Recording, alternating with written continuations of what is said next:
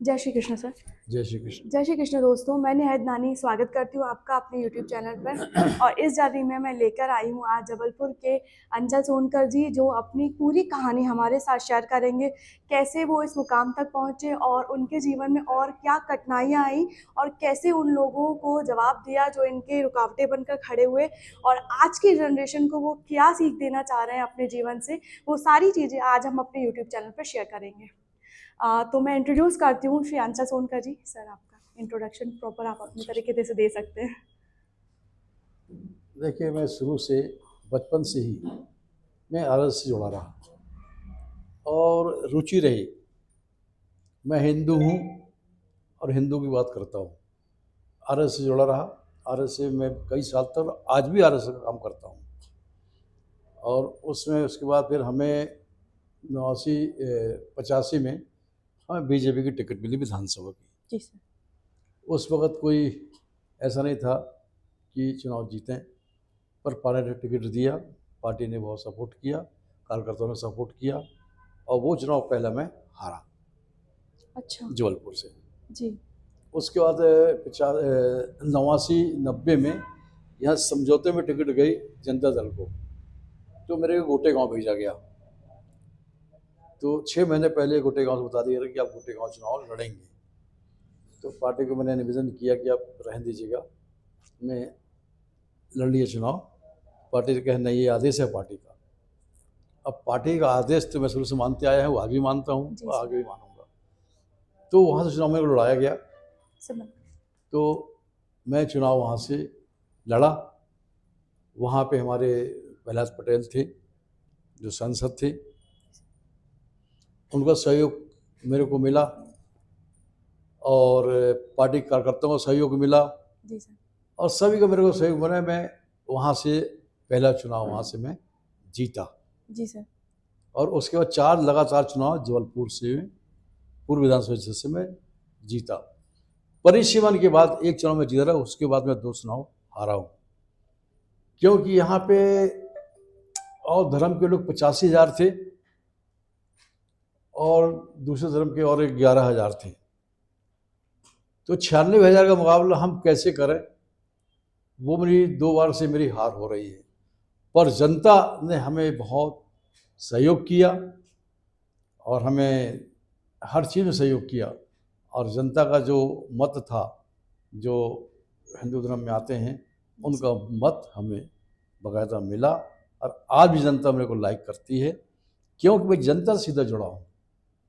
हम इन्हें देखते कि मैं छोटा हूँ, बड़ा हूँ, कोई हमसे बड़ा है, हम बड़े हैं तो उनका आशीर्वाद देता हूँ, छोटा तो उनसे प्यार करता हूँ।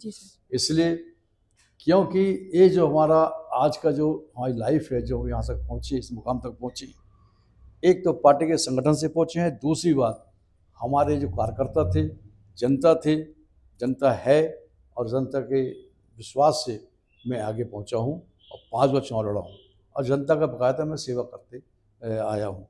और आज भी मैं चुनाव हारा तो क्या हुआ हूँ, पर आज हमारी पार्टी सरकार में है। हमारे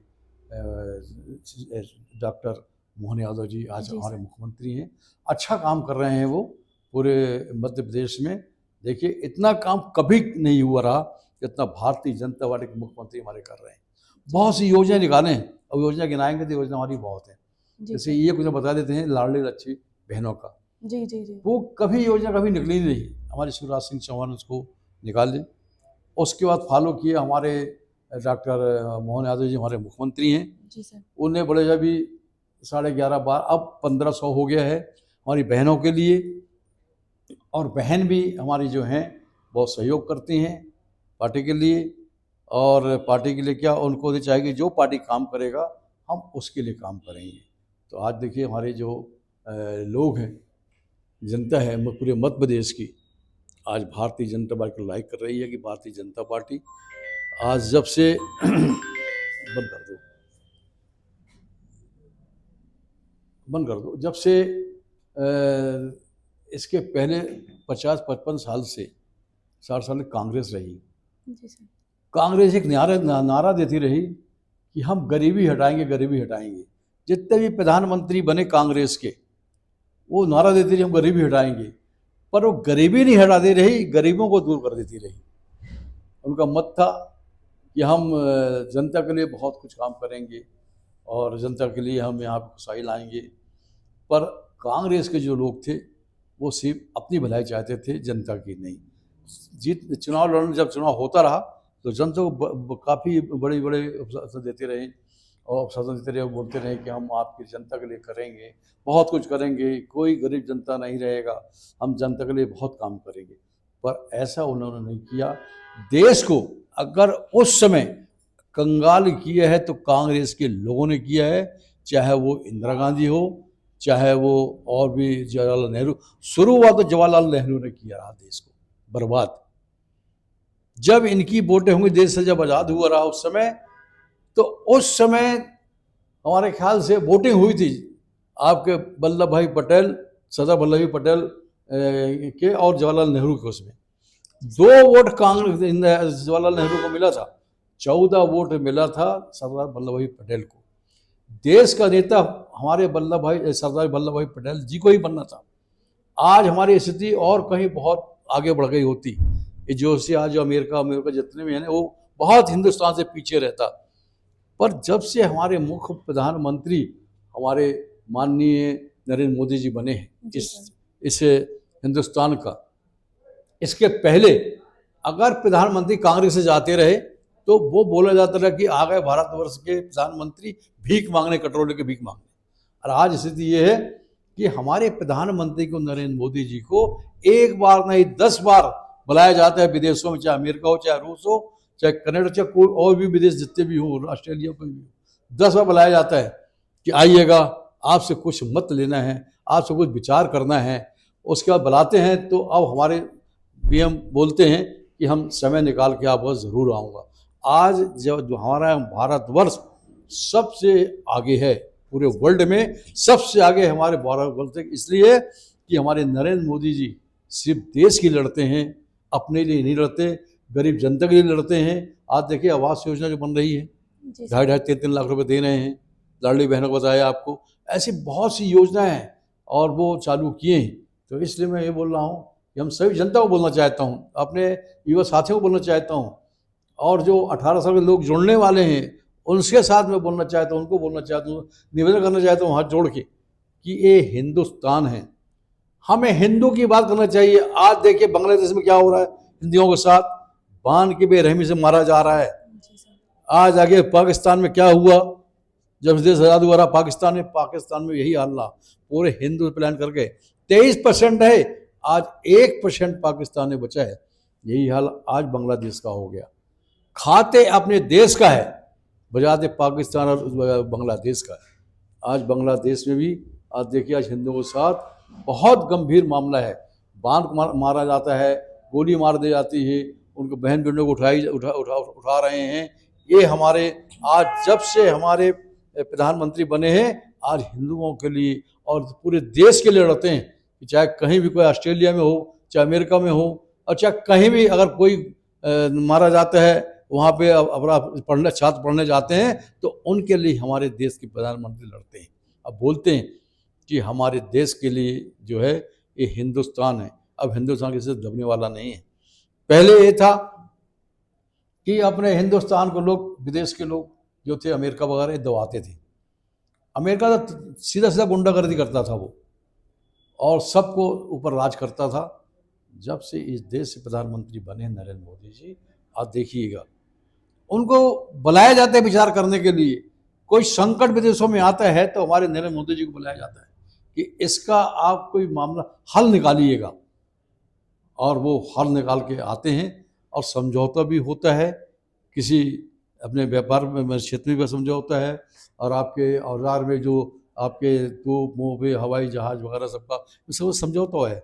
आज हमारे इस देश भारतीय जनता पार्टी है, आज हमारा ये देश भारतवर्ष जो हिंदू राज कहे जाने वाले हैं, आज हमारे देश के प्रधानमंत्री यही चाहते हैं कि हम बहुत काम करें, इस देश को ऐसा बना दें कि इस देश में हर आदमी, कोई गरीब न रहे, कोई छोटा न रहे, सब एक समान रहें। सबके लिए घर होना चाहिए, सबके लिए रोजगार होना चाहिए, और सबके लिए काम काज होना चाहिए।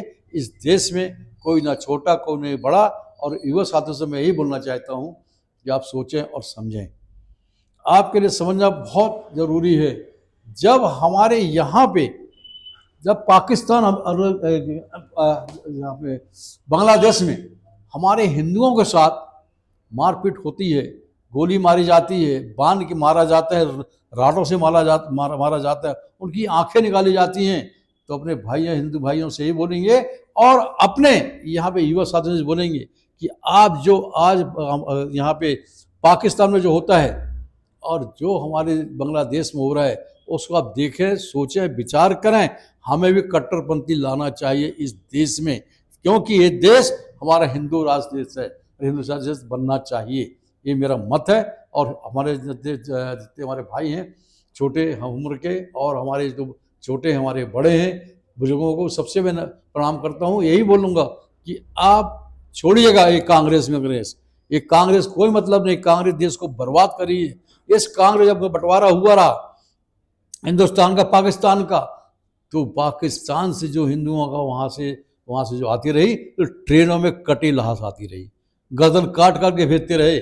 और यहाँ पे हमारे जवाहरलाल नेहरू बोलते रहे, जो प्रधानमंत्री रहे, ये बोलते रहे कि नहीं ये हमारे भाई हैं, ये हमारे भाई हैं, इनको कुछ मत करना, जाने दो इनको। उसके बाद में जब और बात बढ़ी तो हमारे यहाँ से जो पंजाब के, हरियाणा के जो यहाँ के लोग थे, उनने फिर आगे आगे कहा कि हम गर्दन काटने के बदले गर्दन काट से ही लेंगे। जब यहाँ से पंजाब से, हरियाणा से, यहाँ से जो हमारे पंच सरदार भाई जब आगे आए और वहाँ पे जब इन्होंने ऐसा किया, ट्रेनों में इन्हें काट काट के भेजना चालू किया, तब कहीं पाकिस्तान माना है और तब से वहाँ से हमारे हिंदू भाइयों को गर्दन काटना बंद किए। वहाँ पे तो ये हुआ रहा हमारे हिंदू भाइयों का, हमारी बहन बेटियों के साथ, उनके पिताजी खड़े, उनके भाई खड़े, उनके साथ जिना होता रहा, उनके साथ बलात्कार होता रहा, उनके साथ उनको हाथ पैर को क्या तुम जाओ, तुम्हारी बहन, तुम्हारी लड़की, तुम्हारी औरत यहीं रहेगी, ये हुआ रहा। तो इसलिए मैं सबसे हिंदू भाइयों से बोलना चाहता हूँ कि हम तो कट्टर हूँ और कट्टर रहूँगा जब तक मैं जिंदा रहूँगा। और सभी हिंदू भाइयों से बोलना चाहता हूँ, आप कट्टर बनो, जैसे वो कट्टर, दूसरे धर्म के लोग कट्टर हैं, तो आपको भी कट्टर बनना चाहिए, दिखाना चाहिए कि तुम कट्टर तो हम भी कट्टर तुमसे, तुम 19 तो हमको 20 बनना चाहते। और आज इन्हीं कांग्रेस के लोग जो हैं, तो कहीं आतंकवादी को जी लगा कर दिग्विजय सिंह बात करते हैं, कहें नहीं ये तो मौलाना है। अरे मौलाना के गरीबों के रूप में ये लोग आतंकवादी फैलाते हैं। आपको देखिए कितने आतंकवादी मारे गए, हमारे देश के प्रधानमंत्री घुस के पाकिस्तान में मार के आए। जी जी। तो इसलिए हम सभी इसको यही निवेदन करना चाहते हैं कि आप कट्टर बनो, देश की लड़ो, देश के लिए जियो, देश के लिए मरो, यही हमारा निवेदन प्रार्थना है। भारत माता की। सर बहुत बहुत धन्यवाद। ये आपने पूरा अपना परिचय राजनीतिक नज़रिए से देखा है, पर आपकी बहुत सारी फैन फॉलोइंग भी है, बहुत सारे बच्चे, बहुत सारी जनता आपको प्यार करती है। उसके लिए आपके जीवन से संबंधित कुछ प्रश्न मैं खुद भी करना चाहूँगी।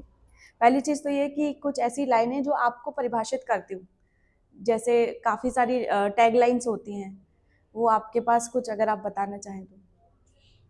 जी देखिए, हम शुरू से तो हम बता दें अपने कुछ शब्दों में जो आपको बता सके, कुछ ऐसे शब्द जो आपको पूरे जीवन परिचय को परिभाषित कर सके। देखो हमारे जीवन में ये आया कि आज तक मैं जो भी काम किया हूँ सब एक नंबर का किया हूँ जी। और शुरू में विधायक भी रहा, तो हम पहले ठेकेदारी करते थे। जी सर। अपने जीवन में जब मैं बड़ा हुआ तो हम ठेकेदारी किया, ठेकेदारी के बाद में बिल्डर से काम किया। आज मैं बिल्डर से काम करता हूँ। हमारा तिलहरी में बहुत बड़ा काम, हमारा कोहली जी का बड़ा काम चल रहा है। जी सर। मैं कभी भी काम किया हूँ तो मैं एक नंबर का काम किया हूँ। जो और लोग यहाँ कांग्रेस के लोग हैं वो सिवाय 2 नंबर के काम के लिए 1 नंबर का काम करते नहीं।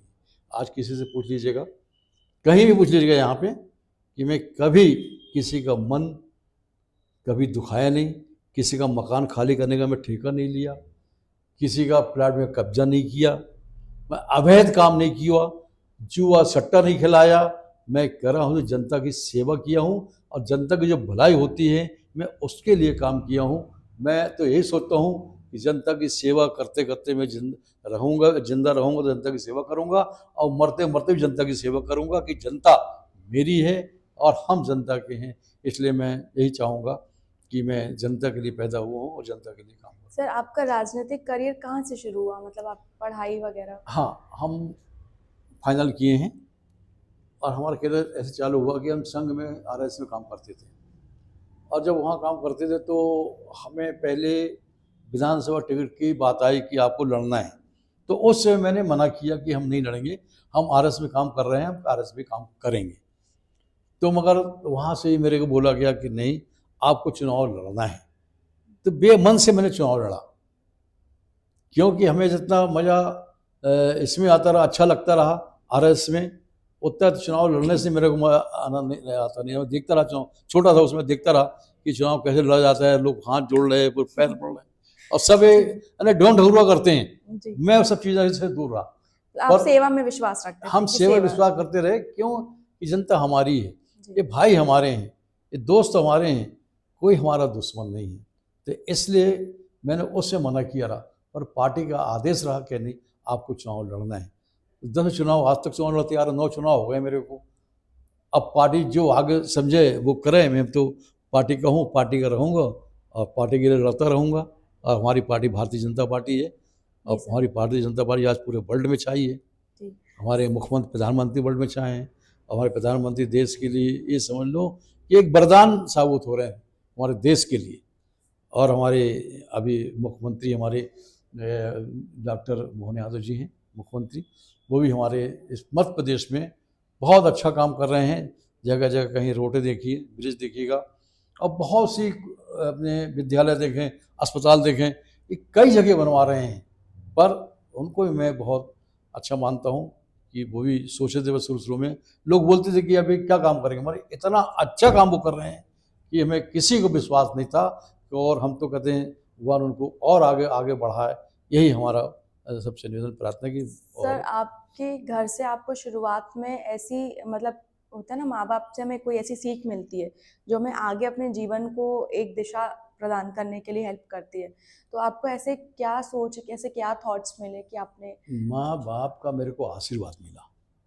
हम लोग बहुत गरीब थे। जी सर। हम लोग रहते थे बॉम्बे में, हम लोग का यूपी के रहने वाले। अच्छा। हमारे दादा गार्ड थे, वो उनका ट्रांसफ़र हुआ बॉम्बे, तो हम लोग बॉम्बे में जाके बसे। जी सर। हमारी पैदाश, हमारे 2-3 भाइयों की पैदाश यहीं हुई है। जाके वहाँ बसे, उसके बाद बसने के बाद जो हमारे फादर थे उनकी शादी जबलपुर में हो गई। ओके। तो हमारे पिताजी दादा सब लोग जबलपुर आ गए। हमें माँ बाप का, हम लोग बहुत गरीब परिस्थिति के थे। जी सर। और उस समय हमें माँ बाप का आशीर्वाद बहुत था। हम लोग 4 भाई, जैसे 3 भाई हमारे लोग पधार गए हैं, मैं सबसे छोटा था, और हमें माँ बाप का आशीर्वाद, भरपूर आशीर्वाद मिला। और माँ बाप भी हमें उनके आशीर्वाद से आज मैं बहुत अच्छे मुकाम में पहुँचा हूँ संता के उससे। और आज भी मैं, हमारा जो काम चलता है माँ बाप के आशीर्वाद से ही मेरा काम बहुत अच्छा चल रहा है। बहुत लंबा चौड़ा काम है हमारा, और हम आज हमारे 35 साल हो गए ये काम करते हुए मेरे को। और आज भी मैं, अच्छा हुआ कि हम नहीं मालूम था कि आप यहाँ बैठी हैं, तो मैं सीधा सीधा वाले घर से मैं सीधा साइड निकल जाता। तो मैंने फिर सीधा, चलो एक कोई बैठा ना हो, यहाँ आके देख लें। Thank you so much. तो मैं यहाँ आके देखा तो मालूम पड़ा, लड़का बाहर खड़ा है, छोटू का, कि मैडम बैठी हैं आपको इंटरव्यू लेने के लिए। हम चलो ठीक है, इंटरव्यू देंगे। तो अब हम बताएं कि हमें माँ बाप का आशीर्वाद भरपूर मिला। कभी माँ बाप को दुखी नहीं होने देना चाहिए। आज ये युवा लड़के हैं जो आज नशा करते हैं, जी सर, अपराध करते हैं, जुआ खेलते हैं, सट्टा खिलाते हैं, खेलते हुए खिलाते भी हैं। जी सर। मैं तो उनसे यही बोलूँगा, 2 नंबर के काम में उतना आपको फ़ायदा नहीं है, जितना 1 नंबर का काम मेहनत से करोगे वो पैसा अपने हक में आता है। सर, आजकल स्कूल के बच्चे भी नशे के अरे लत में आजकल आ स्कूल रहे के हैं। बच्चे क्या कि आजकल वो स्मोक पीते हैं, चरस पीते हैं, जी सर। आपके गांजा पीते हैं। जो हॉस्टल के लड़के जो यहाँ आते हैं बाहर से, जी वो सर। देखिएगा, सर, पढ़ाई इस तो कम। चीज को कैसे जबलपुर से हटाया जाए? कभी आपने इससे सोचा, या आपने जो आपके दोस्त रहे हैं, सहपाठी रहे हैं, कभी आपने इसकी कोई मुहिम या कुछ ऐसा? नहीं, इसकी मुहिम तो ज़रूर चलाएंगे। जी ये सर। अपने मन में है कि ये मुहिम जरूर चलाएंगे कि नशा बंद होना चाहिए। कि असल छोटे छोटे लड़के और लड़कियां, लड़के तो छोड़, जी लड़कियां, जी जी सर। लड़कियों में देखे दारू की दुकान में दारू लेने जाती है। जी सर। आप आज जबलपुर में देखे पान की दुकान में लड़कियां सिगरेट पीते खड़ी रहती है। जी सर। ये अच्छी बात नहीं है, नस्ल खराब होगी इसमें। जी सर, स्कूल के छोटे छोटे बच्चों को मैंने जितना ऑब्जर्व करा है, क्योंकि मैं एजुकेशन लाइन से जुड़ी हुई थी जी पहले। जी। मैं कॉलेज में असिस्टेंट प्रोफेसर थी और अच्छा बहुत अच्छा। सारे स्कूल्स में वेबिनार भी किए थे, सेमिनार्स किए, तो उस समय मुझे काफ़ी बच्चों से काउंसलिंग करने का मौका मिला था। तो मुझे पता चला कि बहुत छोटे बच्चे जो स्कूल के हैं वो नशे की लत में आए हुए हैं, और उन्हें इस वजह से, जैसे आपने अभी बोला कि आपके पास आपके माँ बाप का आशीर्वाद था, वो तभी सफल होता है जब बच्चा भी उन संस्कारों को लेकर आगे बढ़े। तो वो चीज़ उनके अंदर है ही नहीं। आज बच्चे अपने माँ बाप के ऊपर उस तरीके से चिल्लाते हैं, उनकी बातों को ना मानना, सही रास्ते पर ना चलना, सबसे बड़ा एक कारण ये नशा ही है। देखिए क्या है, हम जबल मध्य प्रदेश में कहीं भी रहें, अगर हॉस्टल में यहाँ पे जैसे होम साइंस कॉलेज है, आर्ट्स कॉलेज है, साइंस कॉलेज है, जी सर। बहुत से कॉलेज है, मेडिकल कॉलेज है, जी। तो माँ बाप क्या सोच के भेजते हैं, एडमिशन कराते हैं।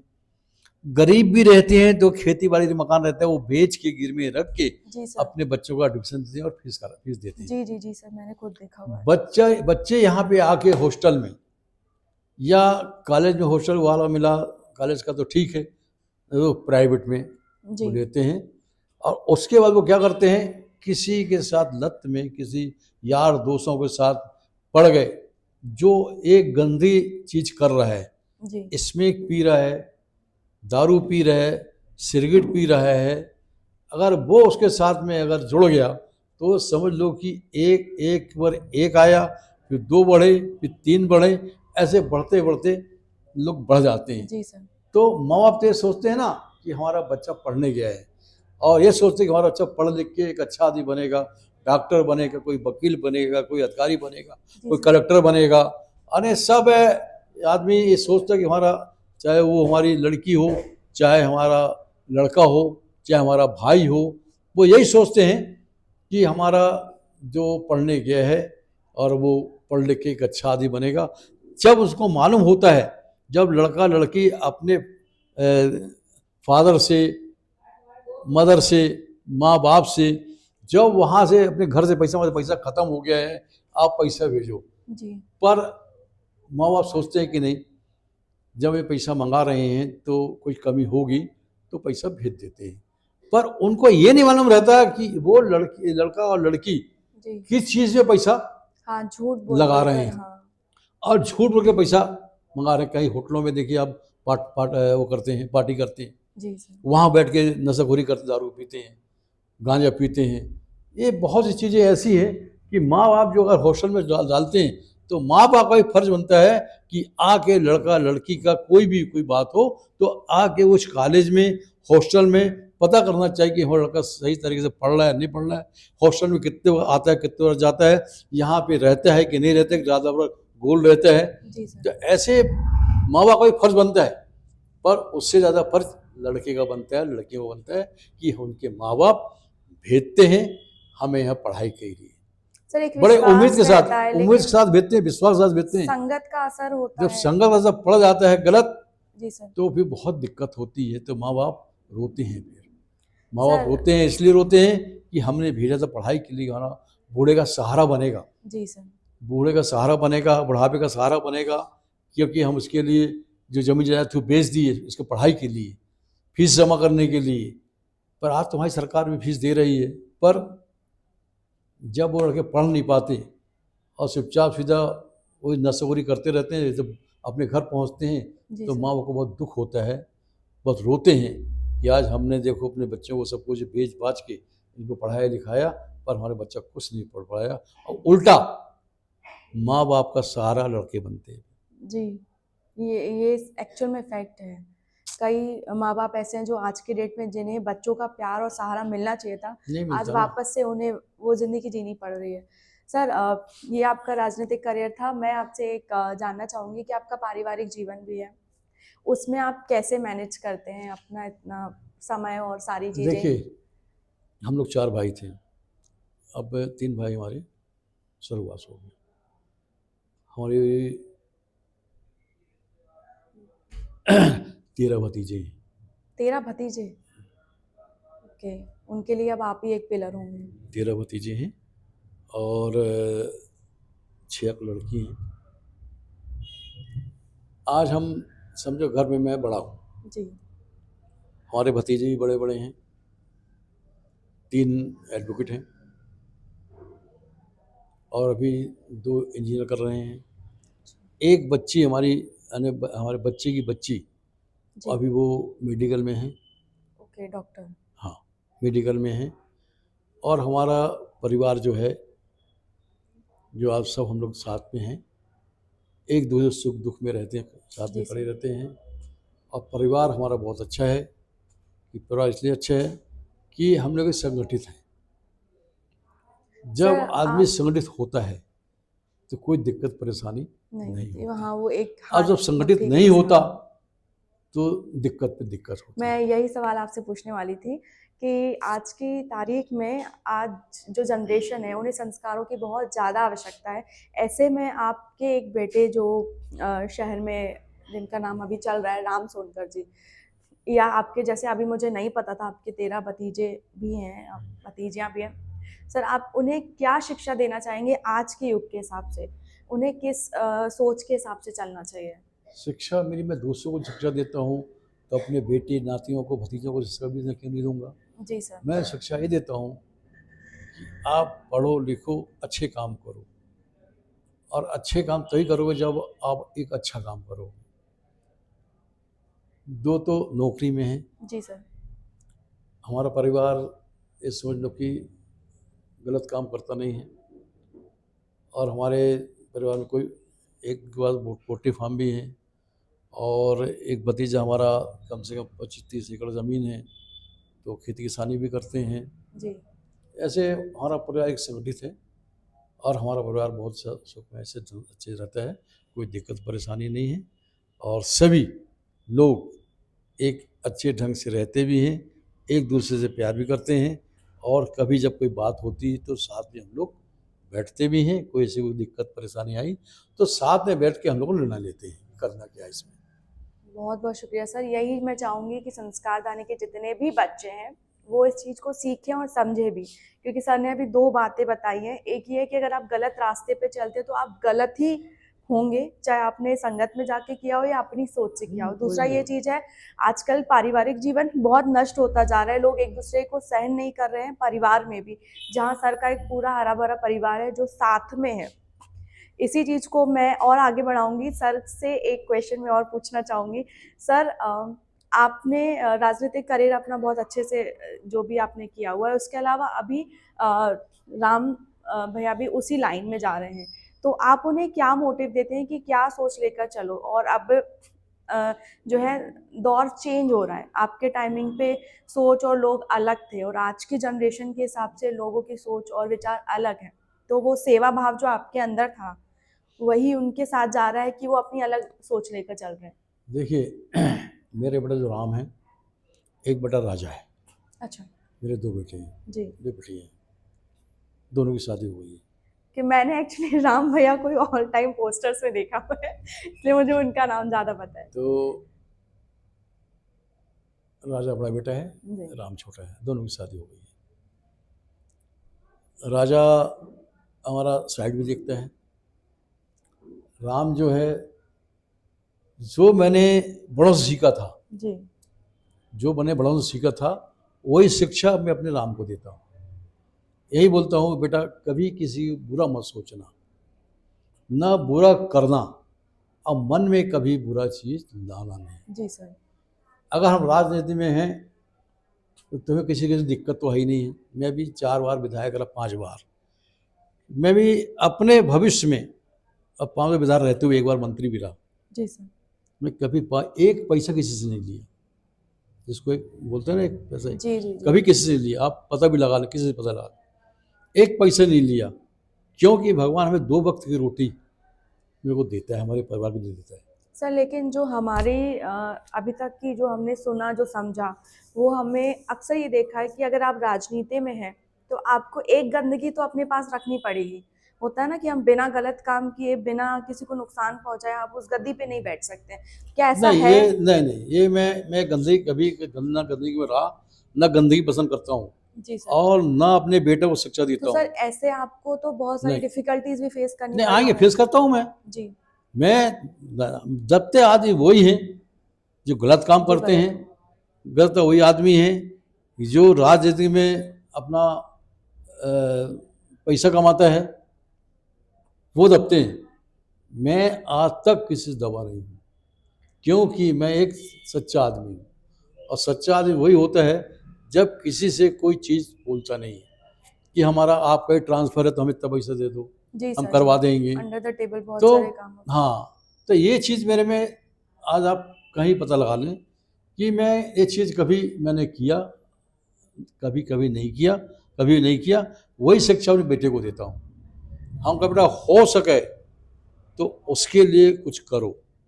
आज भी हमारे पास यही है कि कोई भी आता है, चाहे कोई अस्पताल का हो, स्कूल का हो, या कोई बीमार हो, जी सर, शादी ब्याह के लिए, आज मैं उनके लिए करता हूँ, क्योंकि भगवान हमें दे रहा है। दे रहा है। जी अगर वो देता नहीं तो मैं नहीं करता। जी सर, तो आज आप लोगों के से दुआएं से हमारे पास सब कुछ है, जी सर, क्योंकि हमारी वो सब कुछ इसलिए है कि हमारी मेहनत का है। उस मेहनत से मैं गरीबों को जो आते हैं शादी ब्याह के लिए, किताब कापियों के लिए, एडमिशन के लिए, जी वो सर। चीज़ मैं सब करता हूँ। और आज भी करता हूँ, ये नहीं कि विधायक रहूँ या ना रहूँ, जी जी विधायक मैं नहीं हूँ, पर आज तक भी मैं करता हूँ। आज भी करता हूँ कि कोई मेरे पास पहुँच जाता है तो मैं उसके लिए वही करता हाँ, हूँ, जिसके मन में सेवा है उसके लिए मैं उसको करता पद हूँ। की आवश्यकता और नहीं होती है। राजनीतिक में शौकिया था मेरा, जी राजनीतिक में एक शौक से करता हूँ और जनता की सेवा के लिए करता हूँ। सर, एक सवाल जनता और आपकी सेवा के बीच का मैं पूछना चाहूंगी। पूछिए। क्या कभी आपके साथ ऐसा हुआ है कि आपका नाम गलत तरीके से इस्तेमाल किया गया हो कि नहीं मैं जानता हूँ अंचल सोनकर को, मैं देख होता लूंगा है, तुम्हें? बिल्कुल तो सही बोल आप रही हैं सही आप, गलत में कैसे बिल्कुल सही सही। जब हमें जानकारी लगता है जी सर, कोई मेरा भतीजा बन जाएगा, हाँ देखिए जी बता रहे हैं सर, ना, कोई मेरा साला बन जाएगा, हाँ है ना, कोई मेरा बोलेगा वो तो मेरा मौसे हैं, कोई बोलता है वो मेरा मामा है, ये हाँ सब बन जाते हैं। जब मेरे को मालूम पड़ता है, जब वो जिस आदमी का के साथ दुर्घटना घटती है जी सर, वो बताता है भाई आपका भतीजा, आपका साला, तो हम कहा भैया यार बताओ तो कौन भतीजा कौन साले हैं। अब बोलते हैं हमारे भाई था, हम कहा बताओ भैया कौन भाई था हमारा, हम तो 4 भाई हैं, कुछ पांचवा हो तो बाप से जिंदे हो तो उनसे बोलने कि पांचवा कहाँ से आया है। तो हमने कहा हम कहा ऐसी कोई बात नहीं है ना, मैं सब चीज़ें पसंद करता तो हूँ। कभी सर आप ऐसा हुआ होगा ना कि आपको पता भी चला होगा तो आपने नहीं क्या मैंने सही फिर फिर मतलब कैसे नहीं आपने? पता भला के ऐसे करता हूँ मैं। हाँ वही मतलब हाँ, हम कहा न्याय मिला है मैंने सही ये इंसान सोचा हूँ कि आज आपको छोड़ दे रहा हूँ और कल अगर आपने फिर किया तो मैं सीधा कंप्लेंट करूँगा पुलिस में जी। और मैं आपको छोड़ूंगा नहीं। मतलब आप अपने लेवल पर कभी ये नहीं करते कि मैं राजा हूँ तो मैं ही आपको सजा दूंगा, आप उसको सही तरीके से लेके जाते हैं। बिल्कुल समझा देता हूँ एक बार, दूसरा नहीं समझते तो फिर पुलिस से समझवाता हूँ। जी सर, रास्ते धन्यवाद बहुत सर। हैं जी समझाने के लिए, ऐसा नहीं है, रास्ता बहुत है, पर आदमी सही होना चाहिए समझाने वाला।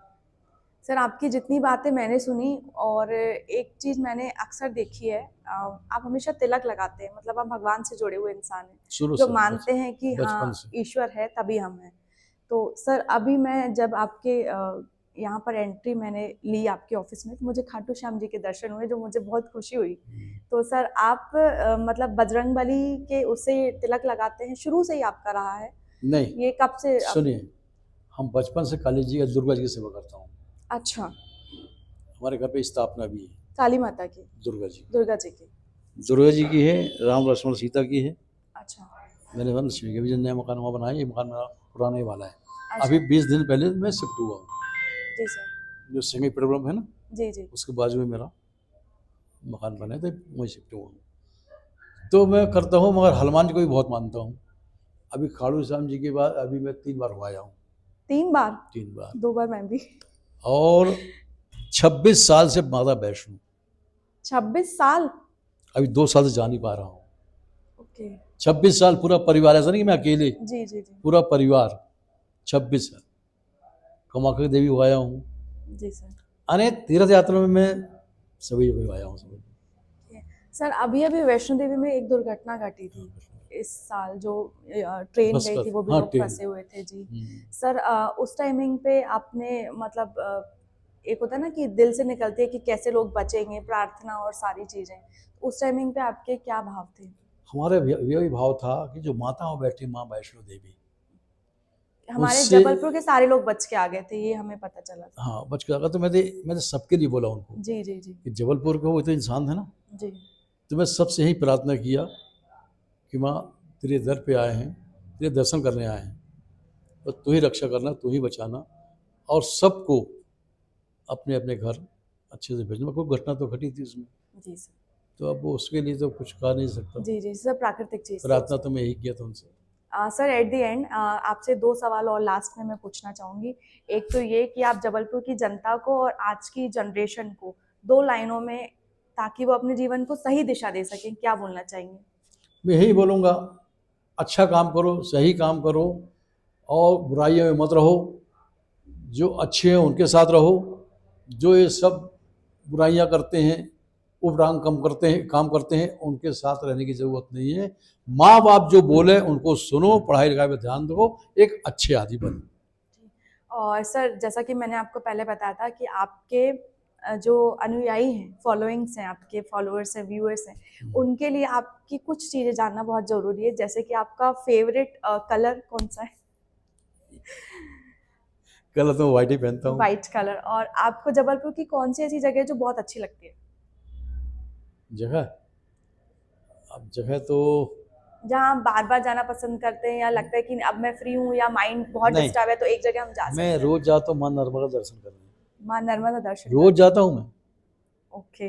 साइड से निकलता हूँ, जब साइड से वहाँ से निकलूँगा, साइड तिलेहरी में हमारी, जी। वहाँ से मैं निकलूँगा तो वहाँ से 3 या 4, साढ़े 4 बजे हमारा फिर बैठेगी, फिर वहाँ जाऊँगा, माता का दर्शन करूँगा। आपका मतलब हर दिन का ये हर है? दिन का, माँ नर्मदे का। जी जी, समझ वहाँ गई। से आऊँगा, फिर घर पे आऊँगा, फिर कुछ देर यहाँ बैठूँगा।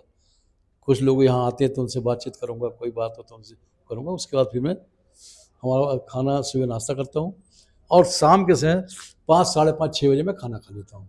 उसके बाद फिर कुछ नहीं लेता। सीरियसली? हाँ? आप अपनी फिटनेस का मतलब, आपकी फिटनेस का राज यही है, मैं पूछने ही वाली थी। और ये सच में बहुत ज़्यादा रिजल्टफुल रहा है सर, कि अगर आप 6 बजे से पहले सूर्यास्त होने के पहले आप खाना खा शुरू से लेते खाना हैं। खा लेते सर आपका फेवरेट फूड क्या है? फ्रूट, हमारा तो ये समझ लो कि फ्रूट का पूछ रही ना, हाँ, बादाम हो गया, बादाम। पिस्ता हो ओके, गया। मतलब आप ये सारी चीज़ें पसंद है। Thank you so much sir. At the end आपके समय के लिए मैं आपको बहुत बहुत शुक्रिया बोलना चाहूँगी जो आपने दिया। और मेरे चैनल और मेरे बारे में आपको थोड़ा सा अगर आपको बोलना चाहें तो आप क्या बोलेंगे? आपका चैनल जो है, और आप आई हैं, आपका चैनल बहुत अच्छा है, और जो सत्य बात होता है वो आपको चैनल बताता है। ये नहीं कि सुनी सुनाई बात में यहाँ ऐसा हो गया, घटना घट गई, वहाँ ये घटना हो गई, वहाँ ये मर्डर हो गया, अन्य अफवाह जो होता है वो आपको चैनल बहुत नहीं बताता। आप कहते हैं वो बताता है, जो फैक्ट होता है, जो सही होता है वो बताता है। इसलिए आपके चैनल को मैं बहुत बहुत धन्यवाद और बधाई देता हूँ। Thank you so much sir, बहुत जय श्री कृष्ण सर। जय श्री कृष्ण।